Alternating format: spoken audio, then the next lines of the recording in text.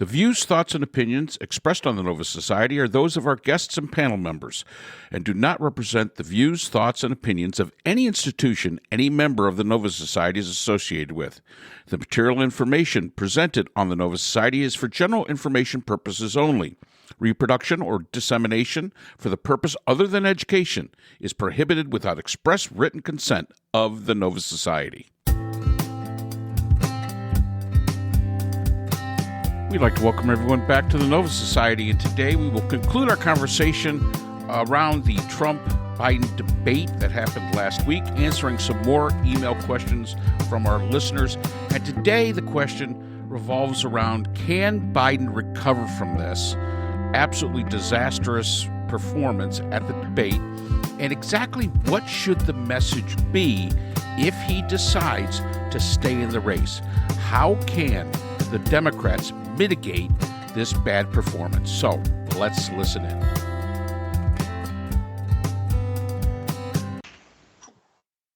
So before we move on to our final two questions, I just want to be sure that we responded fully to the what can the normal person do to prepare if there is a next Trump presidency. Is there anything else we can do besides never give up hope? Scotching cigars on the beach in British Virgin Islands. I don't know. That was kind of our answer. Besides, get your go bag ready. I would like to do that even if Biden becomes president. Really? I mean, what the heck? Try to save money and get a go bag ready and head for the hills. No, look, what do you do? You vote for as many Democrats as you can get in there to service checks and balances, which is how the system is going to work. If Trump does get back in, one thing you can count on is that he owns the legislature, as long as, or at least the Republicans in the legislature, and that they're going to just rubber stamp any crazy thing that he wants to do. So you try to mitigate that by, either this election or the next one, voting for as many Democrats as you can possibly get to service checks. Yep. Other than moving to the British Virgin Islands, which really looks like a good idea to me, I'm thinking that, if your greatest fear is that this made Trump, I think it was put in as a shoo-in. If you think he's a shoo-in, make sure that the Congress, both the House and the Senate, are Democrat, because that is the only way. That is the only way to stop him. Make sure if you have a Senate, make sure that they don't confirm Stephen Miller. They have to confirm a lot of these appointments. Make sure that Democratic Senate does not do so. That's your off-ramp. If you really think Biden's going to get trounced because of this, and if you think that this is, Trump is now almost guaranteed, unless something radical is done, then the fact is put yourself a Democratic Congress in there, both houses, not just one. Can't do just one. Got to do them both, and that is your checks and balances. And then just hold your breath for the next 4 years. And me and Scott will see you in 4 years when we come back from the Virgin Islands. So hopefully we answered that question. Yeah, I think so. Yeah, thank you. Because I wasn't sure that we had before. And then the second to last question, we've been, I think we've answered it through discussion, but just to be sure. So, do we think that there will be a second debate, and which candidate should be for it and which candidate should avoid it? Oh, yeah. Okay, I'll do this real quick. The next debate is supposed to be September the 10th. That's supposedly the next debate. Biden should be for it, if anything, and Trump. Again, Trump should say, nah, why bother? I want the taste in your mouth now to be the last taste you have before we get to the election, because I think that's probably his best shot. I mean, Biden needs that debate as bad as, just talk about throwing it all on one roll. But, he's got to erase this somehow. And look, he can do that between now and then by going out there and being better than he was last night. But, again, last night only confirmed what we already knew. There was nothing. The only new thing that came out last night was Trump's confession that he is conspiring with Vladimir Putin on Ukraine, and that he spoke to him before the invasion, which I guess we'll have to take his word for it. But it's obviously a very troubling thing. That's the only thing we learned last night. So I didn't answer that question. I'm going to double down. No, there won't be another debate. I didn't think this one would happen. I don't think the next one's going to happen. Yeah. Okay. Thank you. And the final question is also about the performance. I also think the Giants are going to win the Super Bowl. Oh gosh, there goes my Giants. Okay. So what does the panel think can be done to soften the poor Biden's poor performance, and what should Democrat messaging be, and can Biden recover from this disaster? So that's a 3-part question. What was the first part of that? What can be done to soften Biden's poor performance? Yeah. And I think we already answered that question. Yeah. Obviously, he's got to go out there like today and be better. Mm-hmm. He was better after the debate. I don't know, Mark, you probably didn't see this, but after the debate, he went into the spin room, and I think it took a while for him to get there, or he went to some kind of watching party or something like that, and was a lot more robust there than he was. I think there's a little irony here. A lot of people before this debate said that Trump was going to fail because there wasn't a crowd to play off of. But I actually think that Biden failed because there wasn't a crowd there, which is kind of interesting because, Biden is also an extrovert. They're both extroverts, and extroverts get power, get energy from crowds. And that's kind of what an extrovert is. And both of them are extroverts, but Trump was able to overcome it because he simply played to the two people that were there in a basically empty room. Biden had a hard time getting the energy up. And I know, I speak in public all the time as a professor. I speak to classes, but I was once asked to speak to, I think it was 2 people or 4 people or something like that. And I found it really difficult to do. It's not as easy as you think to get the energy going for something like this when you're used to speaking to big crowds all the time. And I think that's kind of what happened to Biden last night. I'm not buying the thing that he had a cold, although he looked terrible. His skin was pale. Whoever prepped him for that debate, as far as like makeup and that kind of thing, what he was wearing, I guess, I don't know, that it never changes really. But as far as makeup is concerned, or doing his hair, he just looked old. His skin was the color of the underside of a dead fish. And that's kind of what his performance was. It was a dead fish performance. Well, and again, I just watched it, but I also watched a little bit of the pre-debate thing. And there were 1,000 journalists in the room around that entire thing. And in fact, there were journalists, I think they said from 37 countries that were actually, reporting in their native tongues, translating the debate, which, Americans, that's important. When you've got 37 nations, and they had little booths set up all the way around that rotunda that was in there.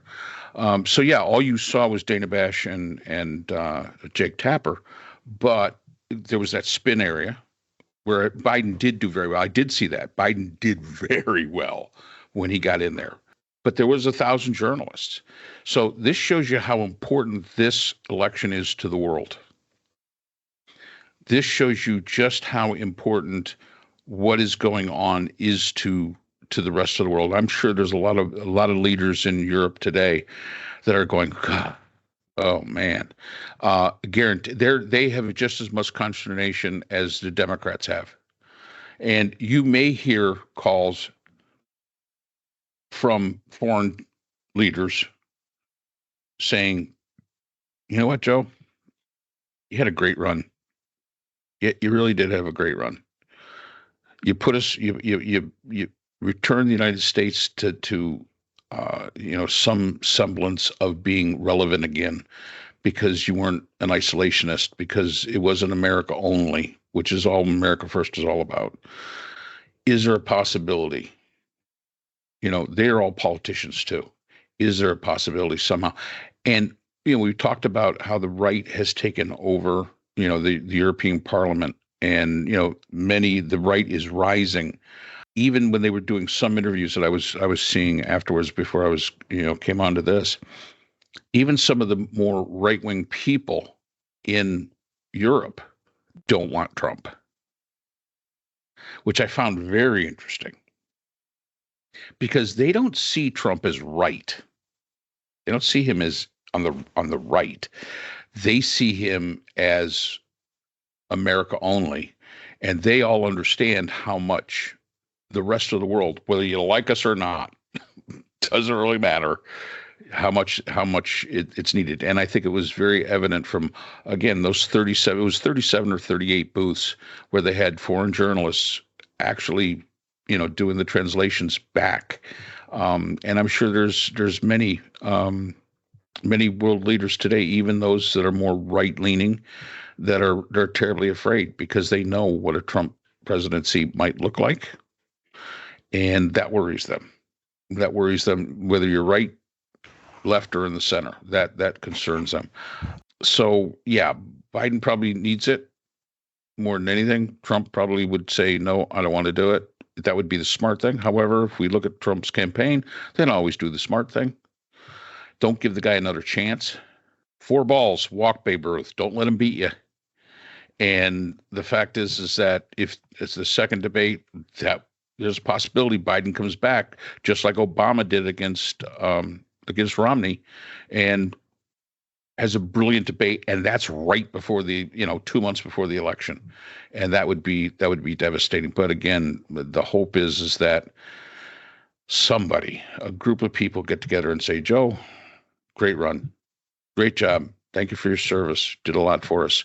We got to do something, and hopefully, like Scott said, they're both extroverts, but I think Biden, being the more savvy politician, I think that might resonate with him. It resonated with Lyndon Johnson back in the 60s. That's why he didn't run again. He knew where his popularity stood, and he backed out. So again, the hope is that I really hope that his wife talks to him. I think his wife talking to him would sometimes that's the only person you're going to listen to, and get her to talk to him. I agree with Scott. It would be a tough conversation with Kamala Harris, but we could mitigate. That can be mitigated. And then it's a tough conversation with black women who make up the bulk of Democratic voters. Yep. Mm-hmm. But if you elevate her to the Supreme Court, okay, yeah, I understand that. I mean, come on, hey, you're going from this gig to that gig. Yeah, Ketanji Brown, that was a huge thing. I mean, that was a huge. Now you'd have 2 women of color, younger, because Kamala Harris is only 57, 58 years old, younger. Ketanji Brown's even younger than that. I mean, that are going to be on the court for a long time. And yeah, Thomas and Alito and all the rest of them can't last forever. So yeah, there is a pathway for the Democrats if they take it, but they have to be willing to take it. The best thing with this is that I think the Democrats are more willing to have that conversation, to take that route, than the Republicans are to look at Trump and say, you know what, you're just a cancer to us. I don't know if the Democrats are quite that invested in Biden as the Republicans have become in Trump. So what should the Democrat messaging be? I mean, I also, before we came on, I was also watching the analysis of and also from some world leaders like CBC News from Canada, the concerns about Biden and real worries about Trump being reelected, and the messaging of Biden's got a cold and he's really just fine otherwise, and so on. And some people saying, well, he's I think it was Governor Shapiro of Pennsylvania and Governor Newsom saying, no, Biden is the nominee and we're sticking with him. And I don't remember if it was MSNBC, someone saying that the Democrats have been telling an untruth about Biden. He's not been fit or competent for the last 4 years, and now it's very obvious that he's not, and something needs to be done. So what should the messaging be now? Scott, I believe you said you think they've got about a week, or was it Mark that you said they probably have about a week here? 10 days. A week, 10 days. They have a week, 10 days. I don't think you're going to hear very much of a message right now. I agree with Scott that cold attitude, the cold story, no, it ain't going to happen. It's also important to remember that when Woodrow Wilson was the president, he had a stroke after coming back from Europe, and basically his wife ran the country. And nobody, but then again, he wasn't in the technology era where he was always being watched. You didn't see the man for almost 2 years. I mean, you just did not even see him. The last time when you saw him during the inauguration of the next president, he looked extremely frail, and because it probably was the first time he'd been out of bed. Not too many decisions was coming out of Woodrow Wilson. What saved Woodrow Wilson's presidency, as far as in the history books, and there's a lot of things about it that aren't very good, was the fact that he had a competent administration under him. If Biden stays in the race, they have got to push the competency of the administration, that even Biden, as maybe not competent in his own right, that competency of those people under him that truly do run the country, compared to, and make that comparison, compared to the people that Trump put in, who were actually pretty good. Some of them were in the beginning. There's some you look and said, yeah, that's a pretty good idea, and then turned on him and basically said he's the worst of the worst of the worst. And everybody wrote their book. And yeah, I mean, you've got to make that. Hopefully, and like I said, you're going to hear a little bit of rumblings for the next 10 days, but I think that they're going to be very judicious in their rumblings, only because give that 10 days to see what Biden does, and hopefully, somebody that has served the country for as long as he has will understand where he's at and will do the graceful bow out, and the Republicans will figure it, or the Democrats will figure it out as far as the convention's concerned. Let them figure it out. Yeah, I don't have much to add to that. There's two ways you can go with this if you're the Democrats. One way is, as I said before, just get them out there, put it past you. People have short memories. Just as their side seems to forget, the Republicans seem to forget all about the bad things that Trump has done as president, and since then, you just forget about this one as well, and just continue to move on. I don't love that idea myself. If it was up to me, which it isn't, obviously, I would try to nominate, maybe Gretchen Whitmer and the governor from Kentucky, Brashear, to try to have something of a balanced ticket.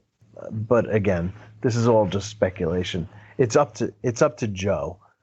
and Joe alone. What happens next? And if he wants to continue running, you're just going to have to move past this and keep fighting. You can't give up, obviously, but it's we're not in a good place today. No, and they cannot do like what they do with Trump. You can't go into President Biden today if you're his staff and say, "Boy, that was a great performance." You can't do it. You got to go in and tell him the truth. And one of the things he said when he became president, when he had during toward the end of the pandemic, when he brought all of the cabinet members together and they had that video call and you could see him, "I expect you to always tell me the truth. If you do not, you're fired." That was one of his main statements.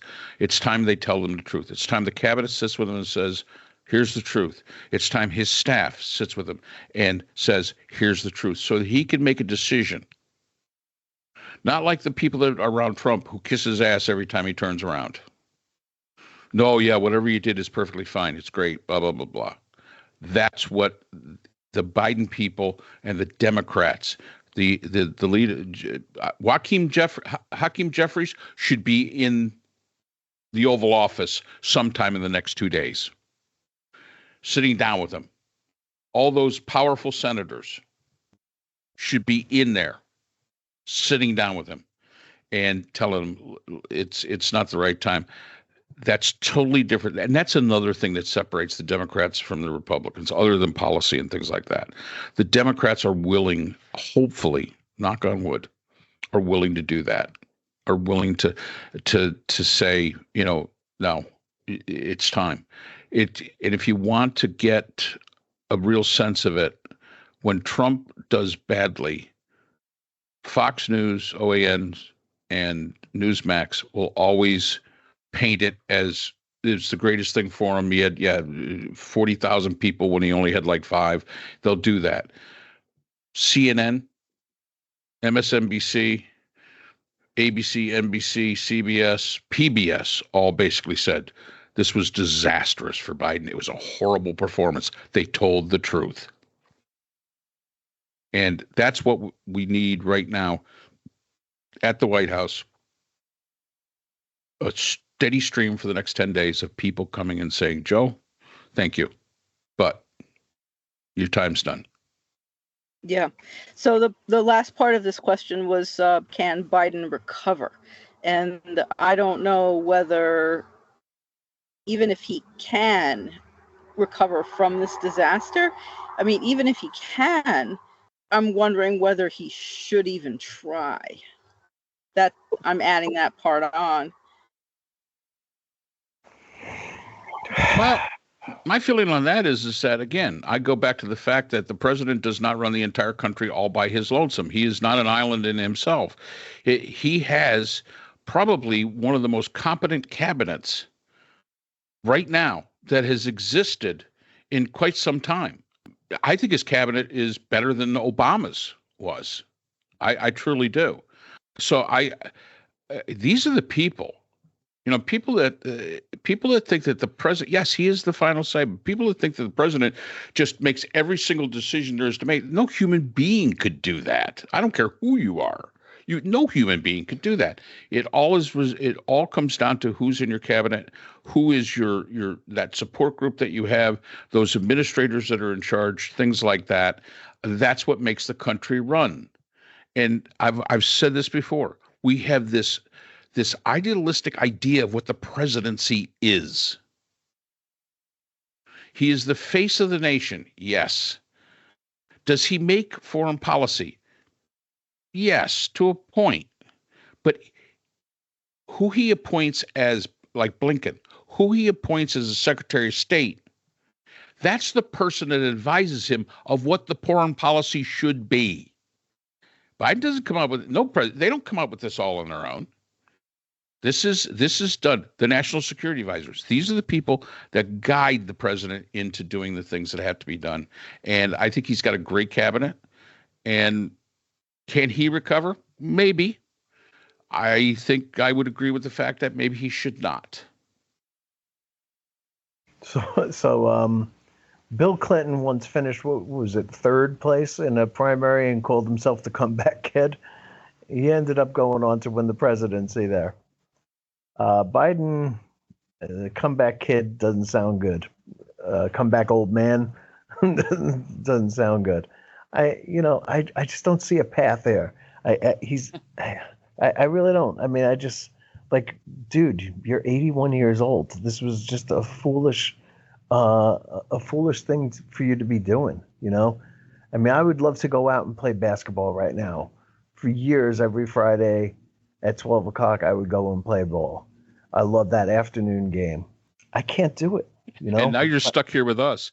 Yeah, I mean, but seriously, like my knee just won't take it anymore. It's gotten too old. It needs to be replaced. There's no cartilage left, and whatever it is that makes you a good president, whether it's your staff, and we can argue about all that, I suppose.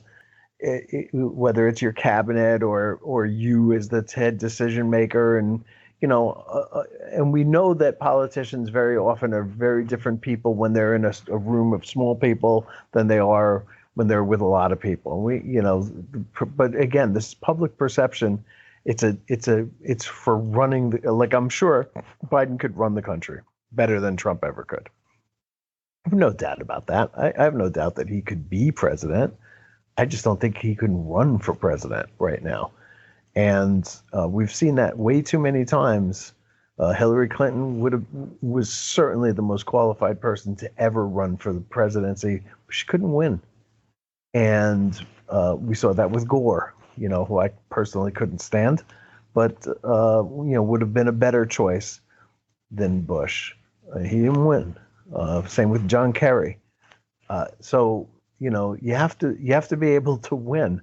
And I think Trump said that last night in one of his moments of candor, where he basically said, I'm willing to lie to you all because I need to win. And I can't do anything if I lose. But so I'm willing to say to you that there will never be a national abortion ban because I have to win. And that's what I need to say to win. The second he gets in there, there's going to be a national abortion ban. There's no doubt about it. And that's the one thing that I keep coming back to is if for whatever reason Biden doesn't decide to drop out and stays in this thing, he's still got my vote. Maybe I'll look at this as like, hey, this old guy really, truly, deeply believes that he's the one who can make our lives better and prevent the country from falling apart. And maybe there's something touching about that or something, maybe I admire him even more than normal because he's been I think a terrific president. I really do. But I really wish he had bowed out gracefully, and I still do. So that's all the time we have for today's episode. The Nova Society is a production of the Phoenix Research Institute. We'd like to thank our sponsors for this episode. BH Conflict Resolution Services, a full-service dispute resolution firm offering expert and cost-effective mediation services to couples, groups, and businesses. BHCRS can be reached at www.bhcrs.com. We'd also like to thank our podcast partners, Buzzsprout, who hosts the Nova Society, Audacity, our editing partners, and Podkite, who does all of our analytics. iHeartRadio, where people get their music and podcasts, Apple iTunes, the largest source for music and podcasts on the internet, Spotify, the most popular source for the Nova Society. The Nova Society is available on all of these and other quality platforms. We'd like to thank all of our listeners. Without you, the Nova Society would not be possible. If you have a comment, question, or would like to be a guest on the Nova Society, we can be reached at nova.society.podcast@gmail.com.